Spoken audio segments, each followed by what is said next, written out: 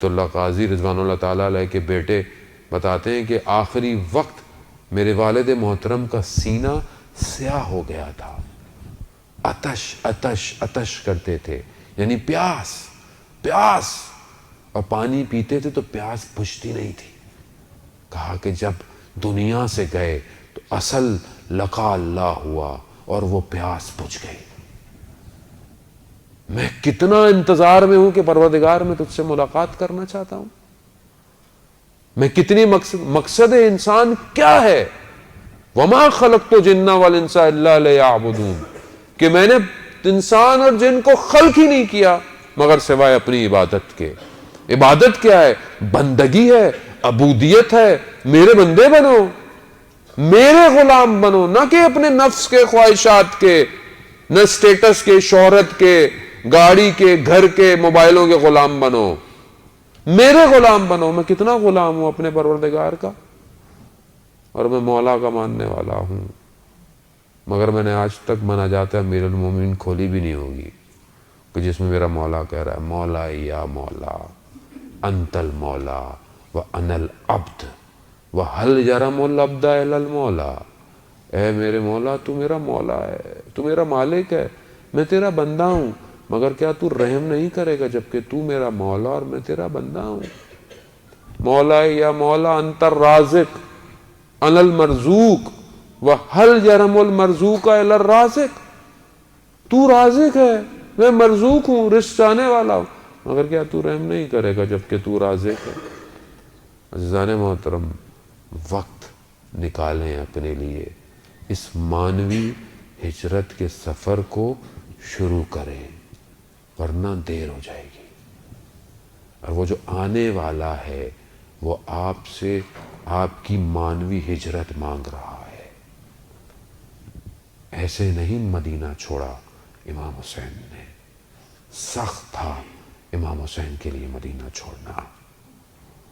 وہ مدینہ کہ جس میں امام حسین کو رسول اپنے کاندھوں پہ بٹھاتے تھے، وہ مدینہ کہ جس پر امام حسین اگر ذرا سا گرتے تھے تو رسول خدا خطبہ چھوڑ دیتے تھے، وہ مدینہ کہ جس میں رسول خدا سجدے میں اور امام حسین آ کر سجدے پر بیٹھ جاتے تھے تو وہی آتی تھی ذکر کو طلانی کر دو۔ کیا وجہ تھی؟ رسول خدا دنیا کو حسین کی عظمت دکھانا چاہتے تھے، موروثی حسین کو اس کے نانا کے شہر سے نکلنا پڑ گیا۔ یہ میرے آپ کے لیے سننا عزیزان محترم بڑا آسان ہے، تاریخ بتاتی ہے کہ کس طرح امام حسین علیہ السلام نے مدینہ چھوڑا ہے۔ کئی دفعہ اپنے نانا کے روزے پر گئے، اللہ اکبر، نہیں ہم تو پڑھ نہیں سکتے، نہ جانے کس طرح اپنے آپ کو اپنے نانا کی قبر پہ گرایا حسین نے، اور کیا کہا ہوگا، جملے آپ کے سامنے مقاتل کے اندر موجود ہیں، میں تو حال دل بیان کر سکتا ہوں کہ سوچو امام حسین نے کہا ہوگا کہ میرے نانا، کہ وہ مدینہ جس میں آپ نے مجھے سیر کرائی، وہ مدینہ جس میں آپ نے میری اتنی عظمت کو دکھایا ہوگا، آج آپ ہی کی امت نے مجھے مجبور کر دیا، نانا میں آپ کا شہر چھوڑ کے جا رہا ہوں۔ اور چھوڑ کے جانے والے کو یہ امید ہو نا کہ اس نے آنا ہے تو وہ دوسرے طریقے سے جاتا ہے، لیکن جس کو یہ پتا ہو کہ اب میں نے آنا نہیں ہے، اب میں جا رہا ہوں۔ یہ آپ اپنے شہروں سے، گھروں سے آئے نا، اپنے والدین سے مل کے آئے ہوں گے، آپ کے بھی تو دنیا سے لوگ گئے بھی ہوں گے مرحومین، آپ قبر پہ بھی جاتے ہوں گے اور اپنے ماں باپ، اپنے آبا و اجداد کی قبر پہ فاتحہ پڑھتے ہوں گے کہ انشاءاللہ خدا توفیق دے میں دوبارہ آؤں گا، اور آپ جاتے بھی ہوں گے۔ آپ کے جو عزیزی ماں باپ یا کوئی رشتہ دار ہوں تو آپ فوراً جا کر کوشش کرتے ہوں گے پہلے اپنے باپ کی قبر پہ جاؤں، پہلے اپنی ماں کی قبر پر جاؤں، کیوں؟ بہرحال میں بڑی دور سے سفر کر کر آیا ہوں۔ عزیزان محترم، آپ کو تو امید ہے، مگر میرے حسین کو یہ امید نہیں، قطعی یقین تھا کہ میں نے اب واپس نہیں آنا۔ تبھی تو روایتوں میں ہے کہ کئی دفعہ جانا ہوا اور اتنا گریہ کیا کہ غش کھا کر گر گئے۔ اللہ اکبر، اللہ اکبر، کس طرح میرے مولا اپنے نانا سے جدا.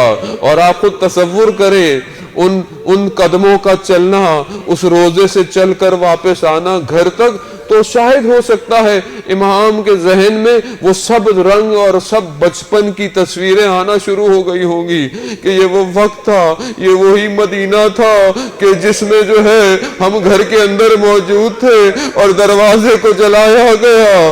اللہ اکبر. ارے کس طرح کیا کیا یاد آتا ہوگا حسین کو، کتنی اس گلیوں سے محبت ہوگی حسین کو. نہ جانے جب کوچہ بنی ہاشم سے گزرے ہوں گے تو کیا سوچا ہوگا. میری تو ہمت نہیں سادات ہونے کی وجہ سے کہ میں اپنی ماں کی مظلومیت کو پڑھوں. ارے کوئی اپنی ماں کی مظلومیت بھی بیان کر سکتا ہے. میں امام زمانہ سے معافی مانگوں گا، مولا میرے اندر طاقت نہیں وہ بنی ہاشم کے واقعے بیان کروں. ہاں نہ جانے کس طرح امام حسین آئے ہوں گے، اس گھروں میں آئے ہوں گے. وہ وقت بھی یاد آیا ہوگا، وہ مدینہ بھی یاد آیا ہوگا جب بھائی حسن کے بدن کو تیروں سے پیوست لائے ہوں گے.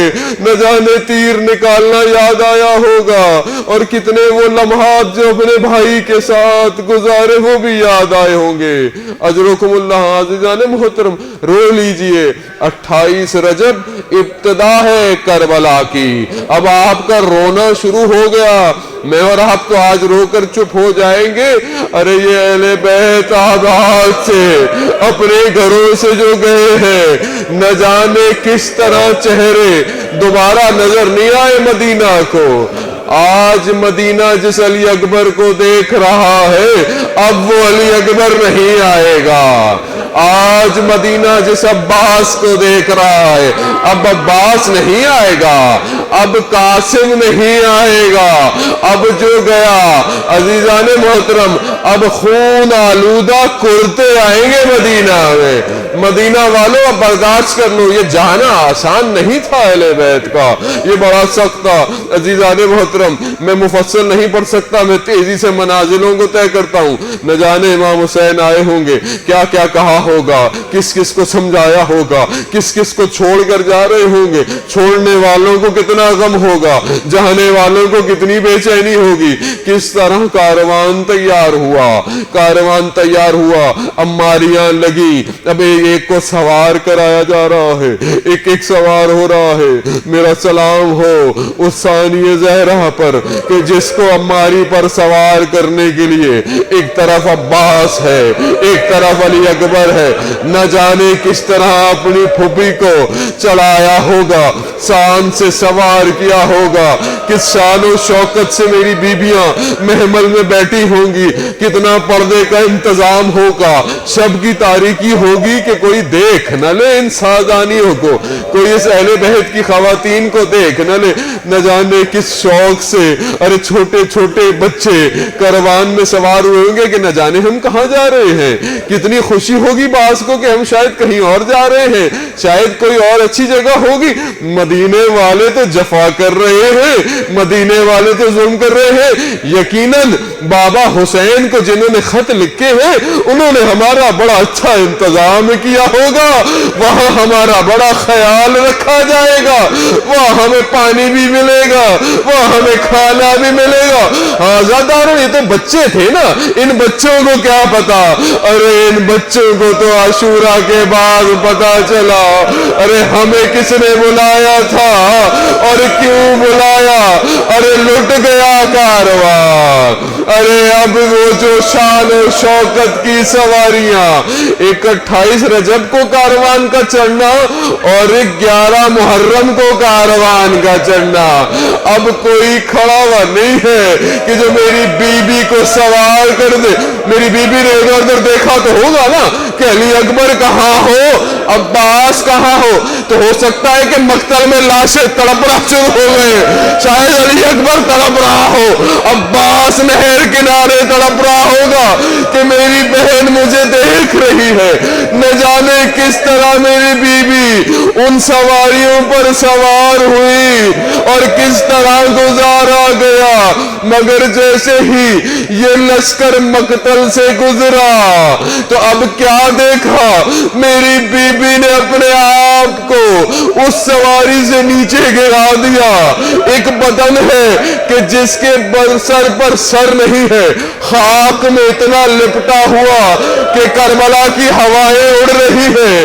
ارے ایسا بدن تھا کہ وہ چھوٹی سی بچی جو اپنے باپ کے سینے پہ سوتی تھی، وہ اپنی پھوپھی سے کہتی ہے، پھوپھی یہ کس کا بدن ہے؟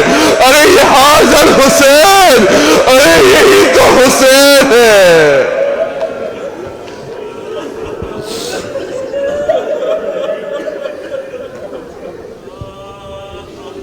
حضرکم اللہ۔ الا لعنۃ اللہ علی القوم الظالمین وسیعلم الذین ظلموا ای منقلب ینقلبون۔